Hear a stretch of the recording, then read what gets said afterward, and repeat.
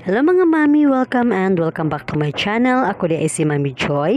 So good morning sa iyong tanan. So nagproblema ba mo sa unsay ipabalo news yung anak kay hapit nanting eskwela? Well mga mami, na ako'y idea sa inyo ha, or tip nga akong i-share sa inyo ha, or recipe idea nga akong i-share sa inyo ha karon. So maghimo ko og ham and cheese roll. So nagamit lang ko og ham, any kind of ham mga mami, then any kind of cheese pod no, depende ra sa inyo ha. So ako lang siyang poston mga may hantid sa mga ana na ako ang ham and cheese roll. Di ako lang siyang prituhon mga mami no, sa low to medium lang ako ang kalayo diha para dili na to masunog ang ato ang ham and cheese roll.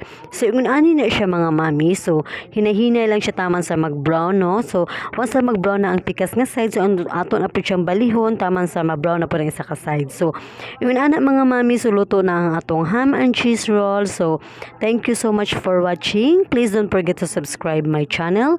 Have a nice day and